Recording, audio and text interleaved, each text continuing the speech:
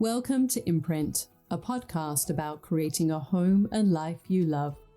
I'm Natalie Walton, an interior designer, stylist, and best-selling author focused on an holistic approach to homes. Each week, I'm sharing insights and interviews about the creative process to help you enhance both your interiors and well-being, as well as provide you with the tools and resources to make considered and sustainable choices with all that you create. Hello everyone, welcome to Imprint. Well, it's a new year, and with a new year often comes resolutions and intentions and goals. And it doesn't matter if you don't believe in New Year's resolutions, but I'm sure that there are some things that you've maybe got your eye set on, your sight set on in terms of what you want to achieve in this coming year. And I think that's a great thing. I love actually having goals, having plans, and really having a focus for the year.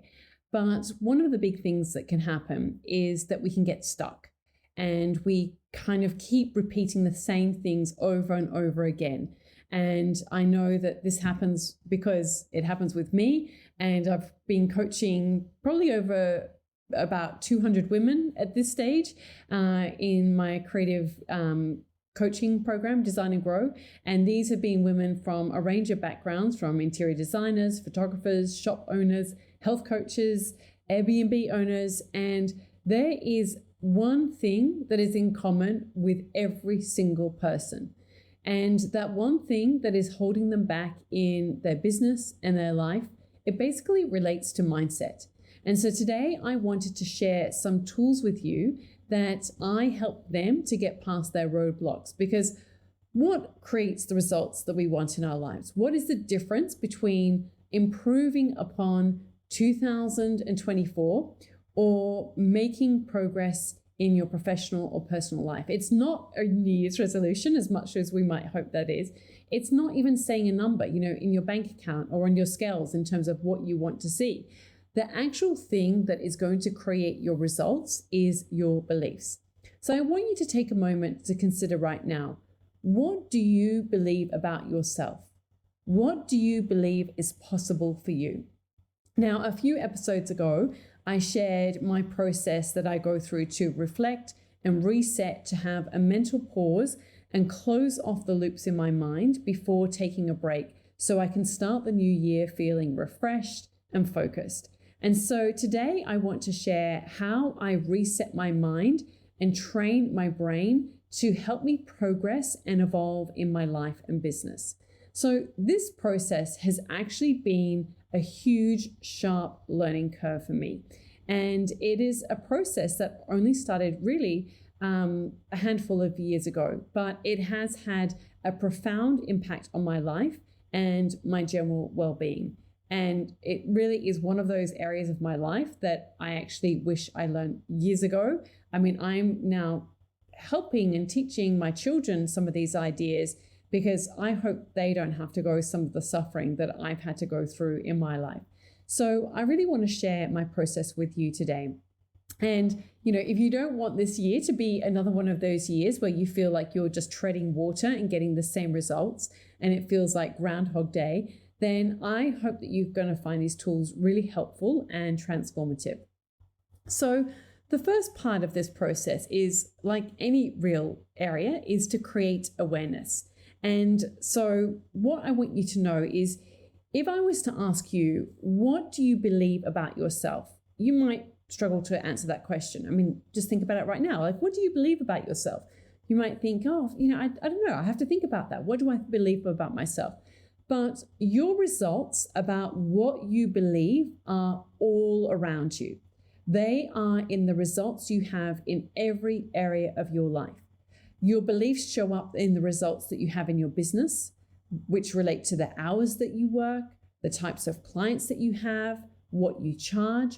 These all relate to your beliefs. The beliefs that you have show up in the results that you have in your health and your general wellness. The food that you eat, the amount that you exercise, the amount of sleep that you get. The beliefs that you have also show up in your home, the amount of stuff that you have in your home, what you hold on to, what you wear, what you buy. All of these factors might seem like they're external to you, that they just happen to you, that they are just the circumstances of your life. You might just see them as facts, like this is what I eat, and you just see that as a fact. But the results that we have in our lives is actually based on our beliefs.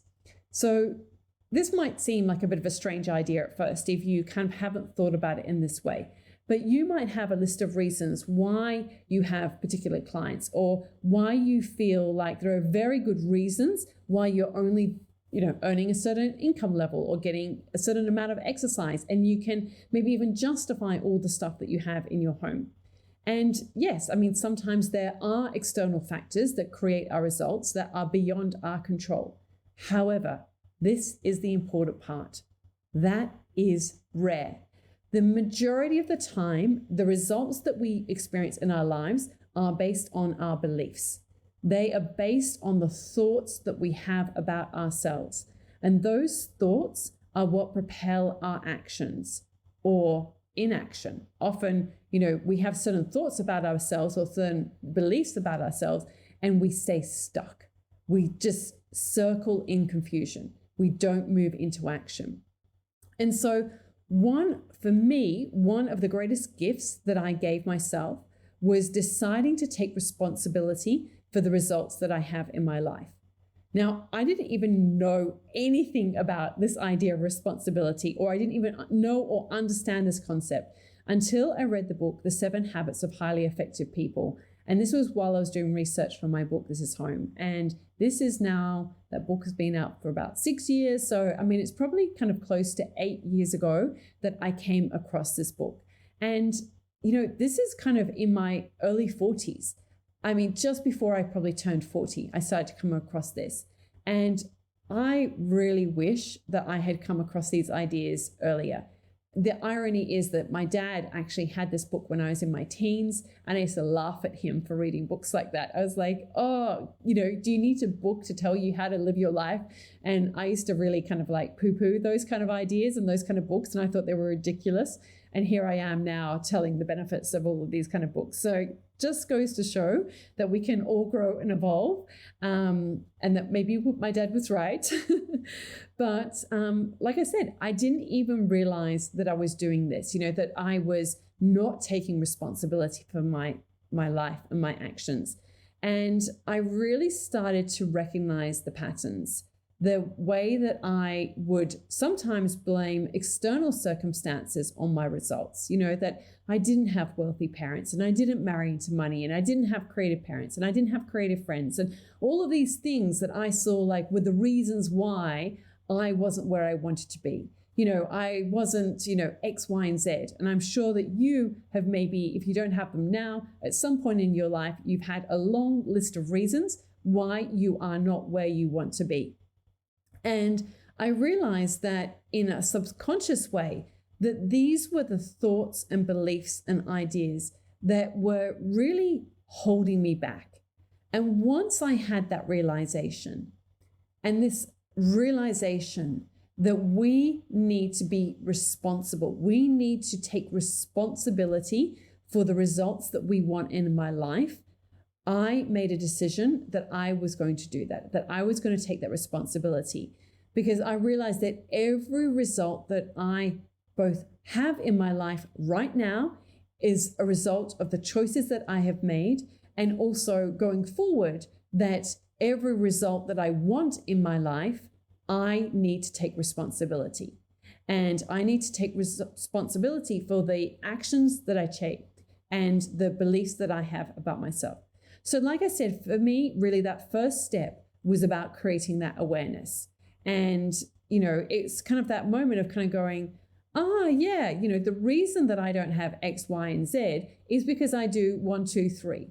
So, if this is something that you feel like is holding you back, really create that awareness for yourself and realize What is that reason or that excuse for you that you're saying, oh, I don't have this, I don't have these types of clients because of X, Y, and Z, because nobody's spending money right now, because of the economy, because of X and Y and Z, and because, my children are at this age, or I can't do this, or blah, blah, blah, blah, blah. They are all excuses for us not taking responsibility for the results that we want in our life. Now, it could very well be that maybe you don't actually want that result. You think you want that result, but you don't want that result. So this is where you, and I can't say this for you, you need to have an honest conversation with yourself, or really, really reflect within yourself.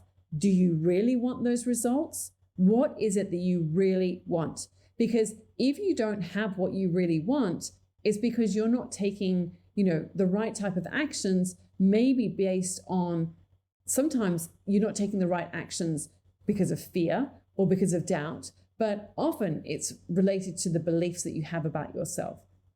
And so I want you to know that, I'm still on this journey. This is still a process, and I'm still seeing these patterns within myself, and I am far from perfect. And you will know that I don't believe in the word perfect. Like, it's a misnomer. But what I do believe is that we are all on a journey to become the best version of ourselves, the most actualized version of who we are. And I believe that in many ways, we are born perfect. That was probably the only time that I'll use that word. But, we learn ways of being, patterns of behavior to cope with the different circumstances in our lives, the different things that happen in our life. And that often we have to unlearn these behaviors. We have to come back to our true selves, that beautiful person that we were born as. When you see a tiny little baby and you hold a tiny little infant in your hands, and, that baby is perfect. There is nothing wrong at all with that baby, obviously withstanding any health conditions or so on. But like, in terms of who they are as a person, and they grow and they evolve. And because of, the schools that we go to, the teachers that we have, the parents that we have, and the beliefs that they have, or the, the siblings sometimes that we have, or, maybe, the people that we grow up around, all of these external factors can start to change. We start to adapt because we want to fit in with the people who are around us. And there's so many different reasons why we start to develop different coping mechanisms within us, that if I do this, then I will be worthy. If I do this, then I will be good enough. If I do this, then I will be accepted. And we start to behave in certain ways that ultimately don't serve us. They can be a short-term solution, but they can create long-term problems.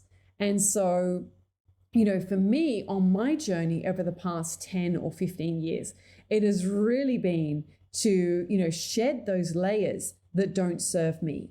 And so I'm wondering what's coming up for you. Do you feel like you have developed layers and behaviors and thoughts that are not serving you and not helping you? And do you have layers that you really feel that, it's time for you to shed them, and really thinking about what is not serving you? But like I said, that first step is to create that awareness. And it sometimes is so hard to see in ourselves. And this has been one of the greatest, most fascinating experiences for me, being a coach of these incredible, talented, amazing, generous, giving, beautiful women that I have had the pleasure to be coaching over the past year. That every single one of them has got some kind of limiting belief that is holding them back. And I've got them too. We all do. I truly believe we all do. And obviously some people are more aware and they're working on this, and that's amazing, but it can be so hard to see it within ourselves. And, for me, in this stage of my journey, I'm really questioning still some of the beliefs that I have, because you go to a new level and you're like, oh, okay, I've shed those ones, but why is it that this one is still keeping me stuck? why is it that I'm still on this level with this particular belief? It keeps circling. I think that I've got it. I think that I've overcome it, but it comes up in a different way. Like, oh, I'm going to get rid of this area of my life, or I'm going to resolve this part of my life. And then somehow it seeps through and it comes through in a different part of my life. I'm like, wow, that's really fascinating. That even though, I say I'm going to do this and I put strategies in place and I implement certain ideas, and it's like, it keeps coming back. And for me, quite honestly, one of those things is just working hard. Like I've always, in the past, prided myself on a hard worker, and then I go, okay, I'm going to simplify my business. I simplify my business, I strip it back, and then it's like, oh, I've just added a new layer of complexity. Why do I keep doing this? And so, circling back to some of the most recent podcasts, this is why I'm always like, less is better. I'm keep trying to strip it back. But there are certain beliefs that I have, certain thoughts that I have that keep making me add this complexity. And so it's like, what is that? I've shed other areas that I've managed to let go, and I feel like I've really evolved in those areas, but there are some areas that it's like, it keeps coming back. There's a root cause here that I need to deal with in a different way. But creating that awareness is so important, and I can see I've got friends and colleagues, and they are amazing in certain areas. I struggle. One of the areas that I struggle with is I'm not a confrontational person. And I can see some people that don't have any issue with it. They're really confident about, having any type of discussion. And I admire that so greatly, because I have to dig so deep to, have any kind of confrontational discussion, or be really raw and open and honest and intimate in some ways. And they are challenges for me. And yet I can see, so I can admire that so much in them. And yet there are things about about them. And I can see like, wow, I can see how this just keeps coming up for you. And I can see that pattern of behavior in them. And so, we all have areas that, we have areas that are holding us back in some areas of our life. So we all need to recognize this in ourselves and, really sort of create that awareness about what is holding us back, what is preventing us from becoming the person we are meant to be. And like I said, I can see that I'm growing in my business and my revenue is growing, that there are certain areas of my business and the way that I live my life that just keep on repeating.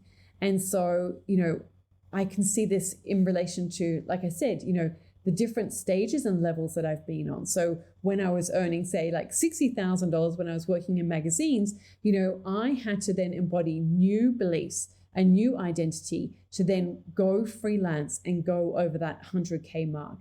And every level that I've reached in my business, I've had to become a new version of myself, a new version in terms of what I think and believe is possible.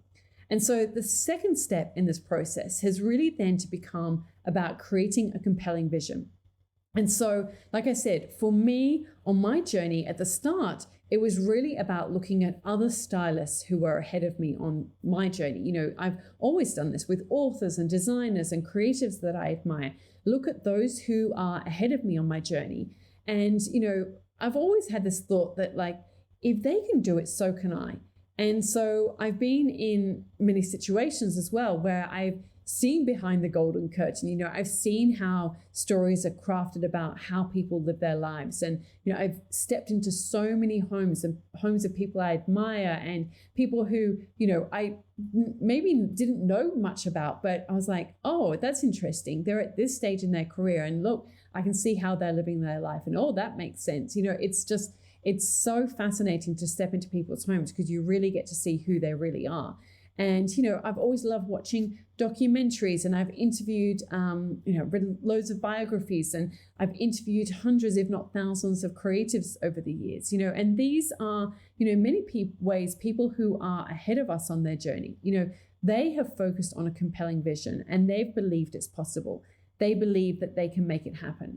They don't always know how, But what is most important is that they do have that belief. And there's so much science to back this up too. We have to take on a new identity. And so, a great question to ask yourself is, who do I need to become to achieve this goal? What types of behaviors do I need to have? And this is actually also why it's so important when you're looking at people who are ahead of you on your journey in terms of, like coaches and mentors. And it's really important, and I know I do this myself. I see some people and I think, actually, that's not the life that I want to live, or that's not the type of business that I want to create. And so it's interesting when I'm looking for mentors in terms of really trying to pick the right ones, because I don't just want people who are either like hustling like crazy, or it's all just about creating a coaching business, because that's not the kind of business that I want. I still want to do my own creative work. And so it's really important for me to, be looking up, whether it's stylists or designers or coaches or whoever it is, to really be looking at those people who are living the type of life that I want to be living. And so, then asking like, well, what types of behaviors do they have? What types of values do they live in? What types of, how do they see themselves in the world? It's this idea of like, if you want to eat healthy, you need to be the type of person who plans your meals and makes sure there are healthy snacks in your home. Actually, our kids always joke that we are not a snack family, because they go to other kids' homes and there are so many snacks, like muesli bars and chips and crisps and crackers and biscuits and all of those sort of things. And we don't have any of that. And they joke, we're not a snack family. We are an ingredient family, because we're really healthy. Like, we don't have, and I really don't believe in all the rubbish that's in snack food, the sugar, the preservatives, the packaging, the plastic, the cost of snack food. It's such a ripoff. And, if they want cookies, they can bake cookies. If they want a cake, they can bake a cake. And it will taste better, it will cost less, and it's much more sustainable. So anyway, there's just like a little insight for you into my world and my family life, but they are values that are really important to me. So, but you need to think about how do you see yourself? What type of identity are you going to live in?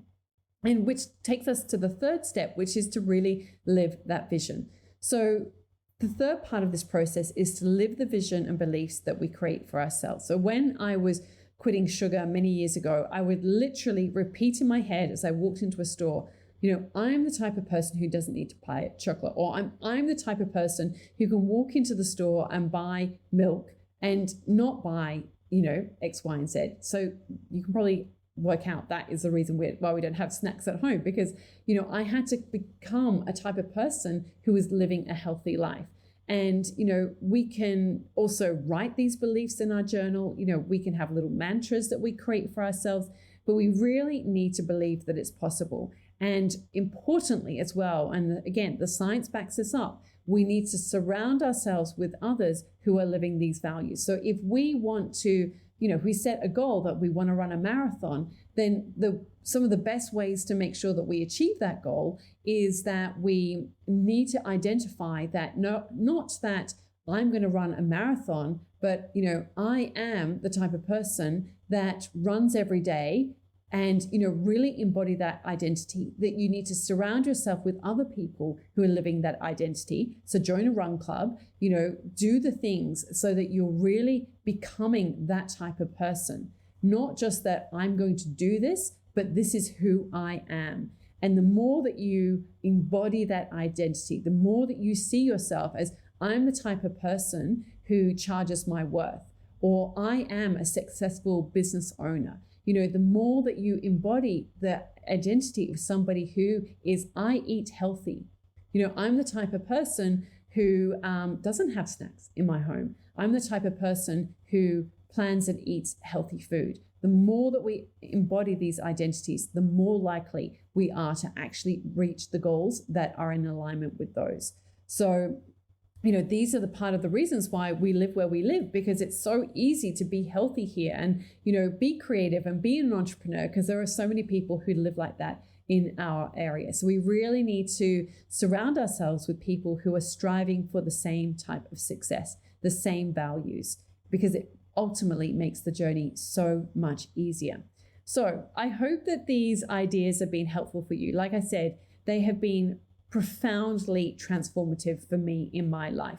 Step one is really creating that awareness about the beliefs and the ideas that you have about yourself, and really opening yourself up to this idea that we need to take responsibility for the results that we have in our life, and that every result that we have in our life currently is our responsibility. And if we want new results, we have to take on a new type of responsibility for the choices that we make and, the way that we live our lives. And the second step is to really create that compelling vision for yourself. So it's really powerful to look around at examples of what's possible and really believe that you can achieve the same kind of success as well. And looking for those, examples of people who are a few steps ahead of you on your journey.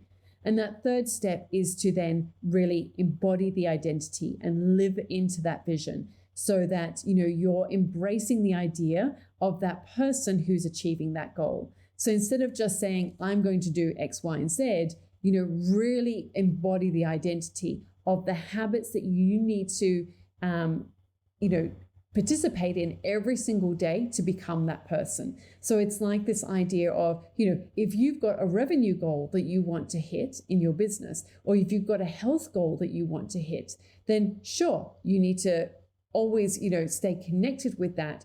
But you need to be doing and creating habits every single day that help you get towards that goal. It really is as simple as that. We make it so much more complicated. But when you break it down into those, what are those habits? What are those daily behaviors? What are those beliefs and ideas and thoughts that I can practice and do every single day? Those little small things that can actually over time compound and have a huge impact and ultimately get you to where you want to go.